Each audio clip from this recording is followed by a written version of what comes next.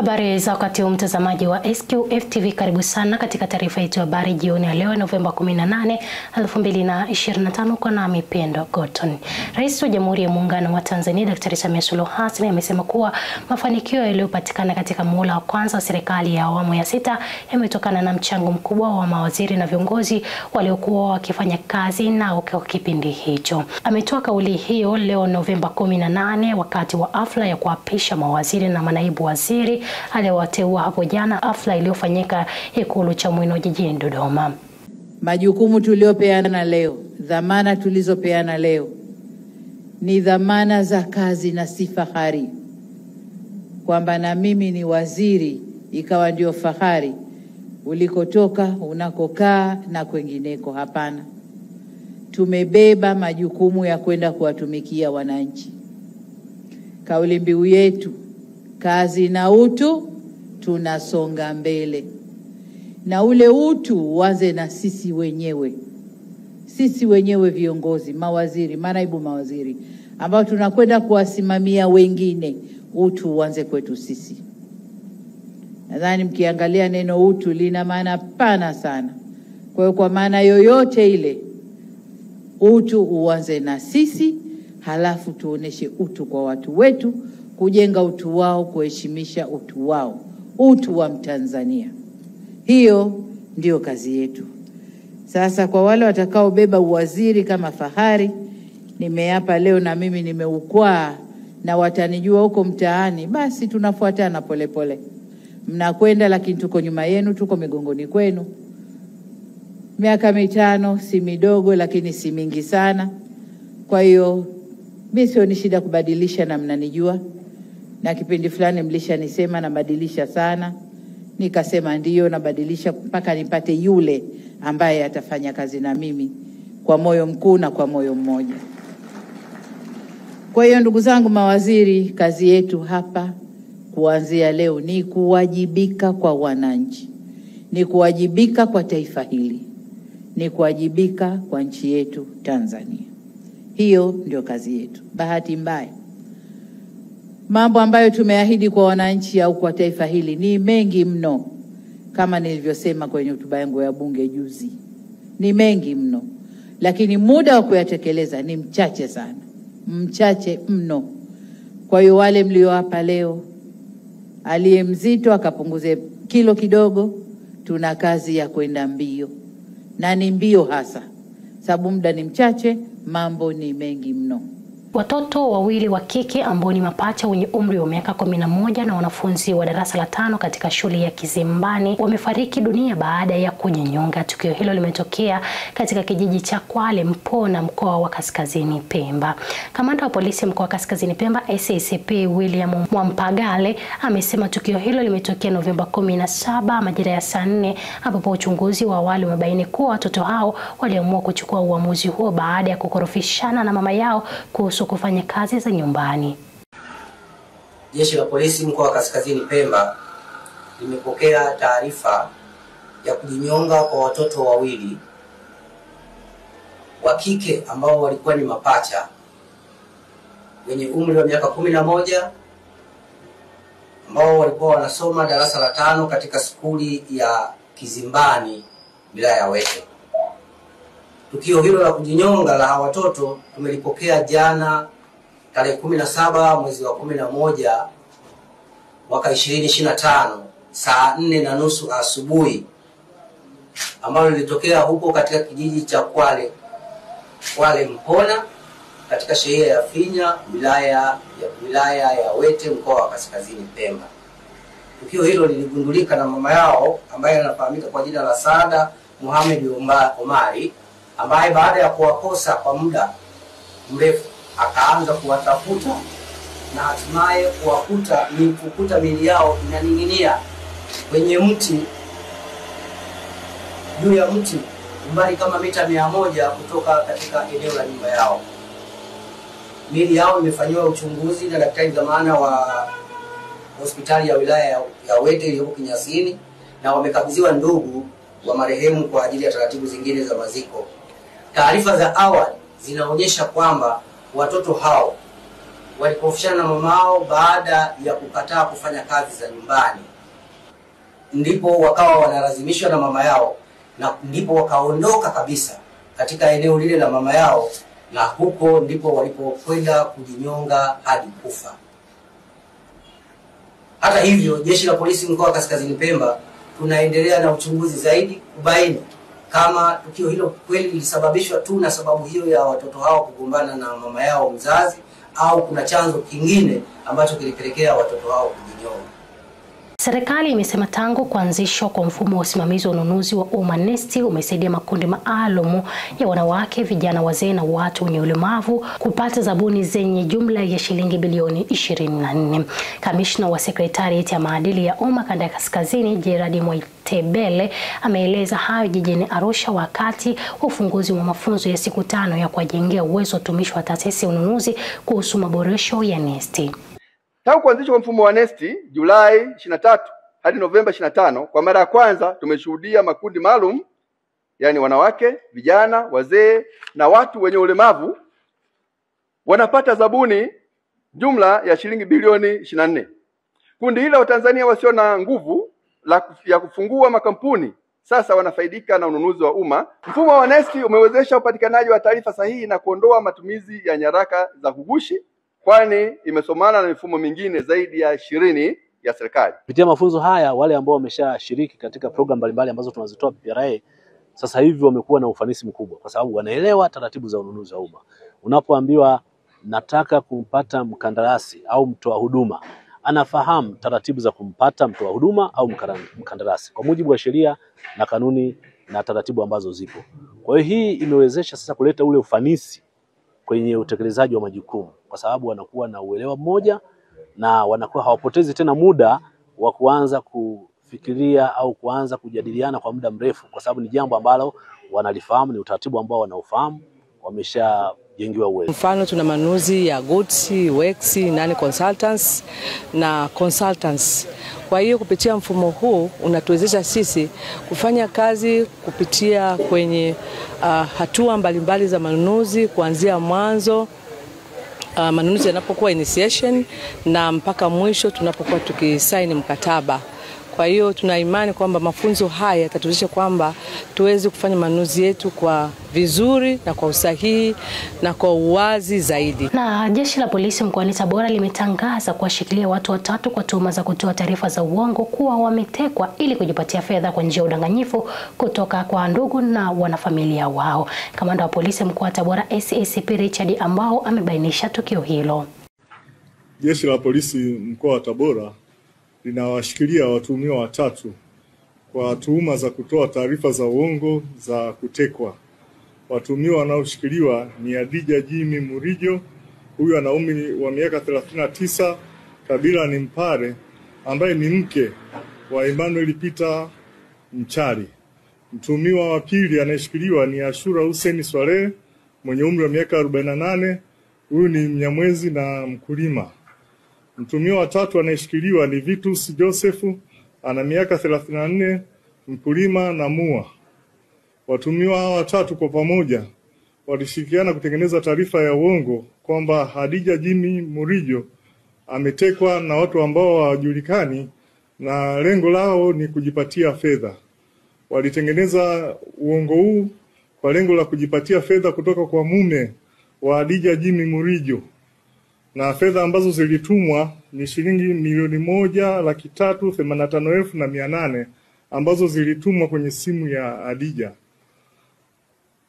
Awali walieleza kwamba Hadija alikuwa ametekwa kwenye kijiji cha Uyogo, kata Kiemba, tarafa ya Uliankuru, lakini katika uchunguzi wa polisi uliofanyika ulibaini kwamba mtuhumiwa huyu alikuwa amekwenda wilaya ya Urambo katika kijiji cha Vumilia, na watuhumiwa walikamatwa na fedha hizi walikwenda kuzitolea katika wilaya ya Kaliua. Tunawashikilia kwa ajili ya uchunguzi na utakapokamilika watafikishwa mahakamani. Natoa onyo kwa watu wenye tabia za kutengeneza uongo waache. Uchunguzi unafanyika kitaalamu, tunao wapelelezi wabobevu kwenye eneo hili, na pale ambapo itabainika kwamba taarifa ambazo zimetolewa hazina ukweli, tutahakikisha kwamba hatua za kisheria zinachukuliwa dhidi yao. Mimi kwa jina naitwa Emmanuel Peter Mchali. Kapigiwa simu, nikapokea, akaniambia mimi nimetekwa. Wewe umetekwa? Wapi ulipo? Kasema huko niliko sijui. Niko kwenye jumba ambalo limepigwa bati, limeezekwa tu, halijawekewa milango wala madirisha. Kidogo nikasikia sauti nzito. Lete hiyo simu. Akachukua ile simu. Ananiambia, "Hello bro. Tunataka utume hela 2,000,000. Kaambia 2,000,000? Za nini? Au unataka tufanye show? Ile swali lile nikaona hawa kweli inawezekana ni watekaji. Sasa kwa sababu ana na mtoto wangu anaye kule. Mimi ilibidi nikamwambia nipeni muda. Wakaniambia tunakupa dakika 4. Nilichokifanya nikaenda polisi kwenda kutoa taarifa. Jamani, kuna tukio hili limetokea, kuna mtu fulani ametekwa. Ametekwa Sasa mzee, hebu nenda kalale. Haya maswala yanatakiwa masaa 24. Mimi nikarudi kulala. Lakini wakati huo simu zinaendelea kupigwa kwamba tunahitaji hela. Kufika tarehe 1 ilikuwa siku ya Jumamosi, sijui. Nikamuona bwana mmoja hivi anaitwa Maruru. Kawa amekopa hela sehemu 500,000 na mimi nikatafuta 500,000. Jumapili asubuhi zikatumwa hizo 500,000, jioni ikatumwa 500,000. Ndio ikawa 1,000,000. Hicho ndio ninachokifahamu. Mimi naishi naye kama mzazi mwenzangu, yani natunza kitoto kile alichonacho. Sio kwamba naishi kama mke. Yani mimi nashinda kwangu, siku nikiona naenda pale napeleka huduma. Kilichofuata ni kuruhusiwa kule kurudi. Akarudi nyumbani. Watoto wake wakanipigia simu, baba, mama karudi. Kaambia haya, nitakuja kumuona kesho. Siku iliyofuata ambayo ndio ilikuwa Jumatatu asubuhi, nilienda kwake pale. Kaenda kumjulia hali, tukiwa na bwana mmoja anaitwa Dula.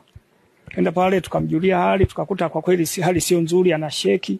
Sasa siwezi kujua kama kule kusheki ni kuigiza au vipi, mimi sijui. Basi tukamjulia hali, baadaye sisi tukatoka. Aliniambia kwamba alikuwa anapigwa mabanzi na kwamba kula alikuwa hali. Naona. Alafu akiambiwa naomba maji, analetewa mikojo. Ndiyo maelezo aliyokuwa ananieleza. Yaani ushiriki wangu ni kama kawaida. Kodi ya nyumba nalipa, bili ya umeme nalipa, bili ya maji nalipa. Na matumizi anapewa. Zaidi ya hapo labda kwa na lingine. Sasa siku hiyo tu mimi nilishtukia kwamba simu imepigwa kwake. Akaniambia mwenzangu, mimi tunaitwa kwa mkuu wa mkoa. Nikamwambia twende. Nikamleta mpaka hapa. Akaeleza mwanzo mwisho. Ndio akamuuliza kwamba unaweza kutupeleka kwenye eneo la tukio na ukatuonyesha. Akasema nitawapeleka pale waliponiachia, waliponiterekezea, yani kwamba mimi nakuleta hapa sasa na kufungua, fuata njia hii utakutana na barabara. Pale ndo alipotupeleka. Akawa ameniuliza hivi, kesho vipi utakuwepo nyumbani? Nikamwambia nitakuwepo. Kwani vipi? Akaniambia wifi yangu nimekumisi, nataka nje kukusalimie. Nikasema sawa wifi yangu, karibu. Nimeona wifi yangu kafika, tukapokeana vizuri. Baada ya kuwa amefika, nikakaa kwenye kochi. Baada ya kuwa nimekaa, akaniambia wifi, mimi nimekuja bwana. Shida kubwa ni mzazi mwenzangu, babake na katoto, kwa sababu alikuja na katoto kana takriban miaka 3 kuelekea 4, ka kike. Akaniambia babake na huyu mtoto bwana mimi ananizingua sana kwenye maisha. Nina takriban miaka 8 naishi naye, lakini hajanifanyia chochote kile kwenye maisha yangu. Sasa mimi nataka nitengeneze hii shule nipate hela, kwa sababu mume wangu ana hela, maana ni mstaafu wa jeshi, ni mwanajeshi, alikuwa hapo Tabora kaisha staafu. Sasa ana hela. Mwaka jana tu tumeenda Dar es Salaam, tumechukua hela zaidi ya milioni 30, lakini hajanifanyia chochote kitu kwenye maisha yangu. Sasa mimi nikaona hapa nifanyeje? Kila nikimwambia anachonijali sana ni kwenye huduma ya kodi ya nyumba, bili ya umeme, labda nakula, lakini kwa mengine wala hata hanijali.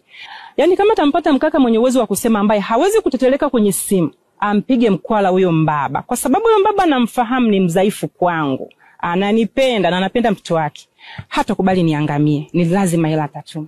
Nikamuuliza unataka utumie shilingi ngapi? Akasema mimi nikitumia 2,000,000 kesi imeisha, mimi naondoka. Nikamwambia wifi, 2,000,000 yote mtu anaweza kutumia hata kama ndio mume wako. Nina uhakika zipo, ndio maana anasema 2,000,000. Bahati nzuri imefika kijiweni, kuna mkaka na familia naye, waga ananiita mama mdogo. Nikamuita anaitwa Vitu, si huyo kaka. Nikamwambia Vitu, nakuomba nyumbani kwangu nina shida. Kweli kaka kaingia ndani. Baada ya kuingia ndani yule kaka, mida tunakula, nikamuuliza wifi, vipi ratiba zako zimekaeje? Akaniambia ziko zinatiki. Kaka akakubali, kasema atanisaidia kupiga mkwala. Nikamwambia haya sawa. Nimerudi kwenye mishemishe zangu, yapata kitu kama kwenye saa 9:10 hivi. Wifi akaniambia hivi, wifi muamala umesoma? Nikamwambia niambie wifi yangu umesomaje? Nimetumiwa 500,000. Umetumia 500,000 na kaka ambaye ndo baba Neema ambaye ndo mzazi mwenzie. Akaniambia yeye kanitumia 500,000. Nikasema sawa, haina shida. Tumemaliza kula. Wifi yangu ananiambiaje, wifi muamala wa pili umesoma, imetumwa 500,000 nyingine. Nikamwambia hivi, wifi yangu, kwa mimi binafsi, kwa sababu ulikuja kwa niaba ya kutafuta tu hela ili upate hela ya maisha, kwamba mume wako anakusumbua, hiyo 1,000,000 mimi naona kama vile inatosha. Chukua hiyo 1,000,000 yako, akafanya mambo yako, maisha mengine yaendelee. Akasema kweli wifi, mimi mwenyewe saizi nafanyaje? Naondoka.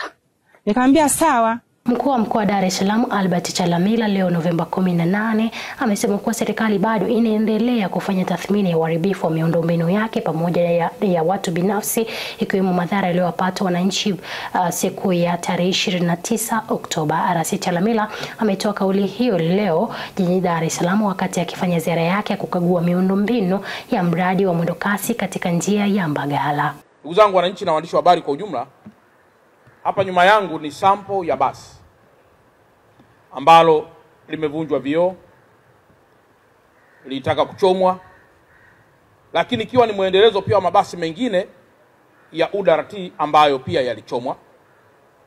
Na kwa sasa serikali inaendelea na tathmini kuhusiana na kiwango hicho cha uharibifu wa miundombinu ya serikali, miundombinu ya watu binafsi, lakini pamoja pia na wale wengine ambao wamepata madhara katika maisha na katika mambo mengineyo.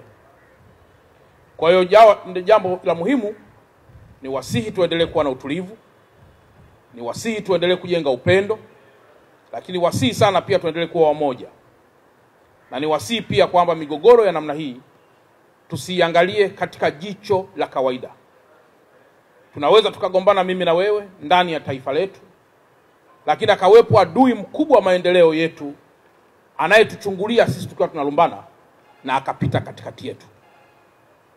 Mwisho wa siku migogoro ya namna hii ikaligawa taifa, ikapasua taifa, ikazorotesha maendeleo, na sote tukarudi tena katika nchi ambayo amani itabaki kuwa historia. Kwa niendelee kuwaomba sana Watanzania wa Dar es Salaam kwamba sisi tumebeba dhamana ya maisha mengi sana ya Watanzania wenzetu. Tumebeba dhamana na maisha ya watu wengineo ambao wanategemea Dar es Salaam katika maisha yao.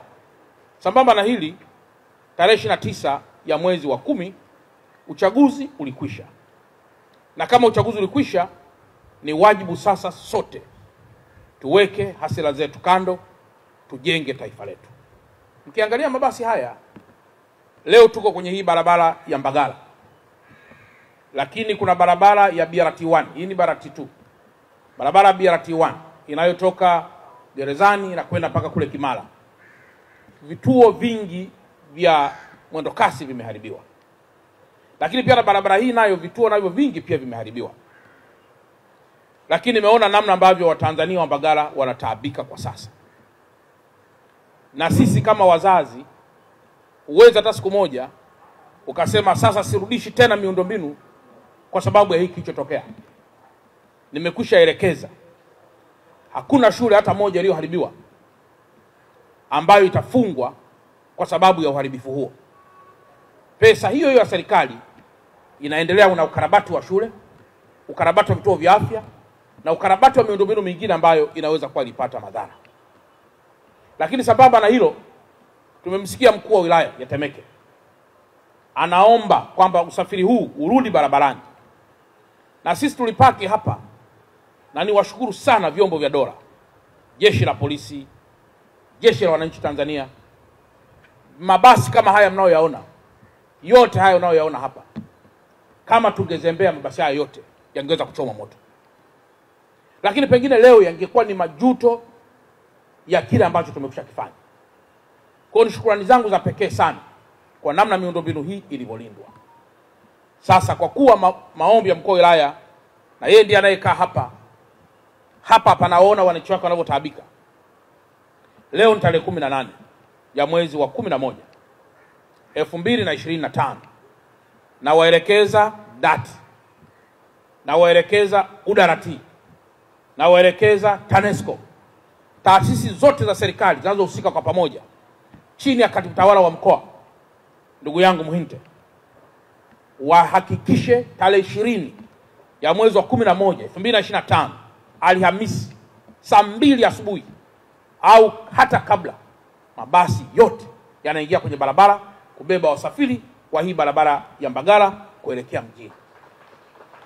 Lakini ile barabara inayotoka Mwenge, ile inayotoka gerezani kwenda mpaka Kimara, ile na yenyewe tunaharakisha ili kuhakikisha kwamba inaanza kutoa huduma. Kwa hiyo tupo saizi kwenye matengenezo, tumeagiza pia baadhi ya vifaa, vitakapokuwa pia vimefika tutaanza pia kule. Na kufikia hapo sina la ziada, mtazamaji wa SQF TV. Asante sana kuchagua na kutazama taarifa hizi za habari jioni ya leo Novemba 18, 2025. Nizidi kukukumbusha huduma ya ambulance ndani ya SQF inapatikana kupitia namba hizo. Unaweza kupiga namba hizo bure kabisa tukakupatia huduma hiyo popote pale ambapo utakuwepo. Lakini huduma ya upasuaji wa mdomo wazi Balolo pale Tabora inaendelea mpaka siku ya Ijumaa tarehe 21, na baada ya hapo tutaelekea kule Zanzibar tarehe 15 mpaka tarehe 19. Natumaini kabisa ukisikia taarifa hii utamjuza na rafiki yako karibu amfikishe ndugu yake mwenye tatizo hilo la mdomo wazi, ambao huduma hiyo inatolewa bure kabisa chini ya taasisi ya The Same Quality Foundation. Taasisi hii pia imeandaa mafunzo ya ultrasound tarehe 19 hadi tarehe 21 hapa jijini Arusha, siku 3 pale LMC. Kwa hiyo wewe ndugu yangu karibu, mjulishe na rafiki yako kwa ajili ya kujifunza, kubadilishana uzoefu kwa mambo mbalimbali ya kiafya. Bila kusahau tarehe 21 Disemba pale Zanzibar tutakuwa na SQF Marathon, tuungane kujumuika. Jisajili sasa kwa shilingi 35. Tangaza na sisi tukufanyie matangazo mazuri na kwa bei rahisi kupitia 0759999888. Ulikopo na Mipendo Goto, na mimi nimekusogezea taarifa hizi za habari, na mimi sina la ziada. Nikutakie jioni iliyokuwa njema.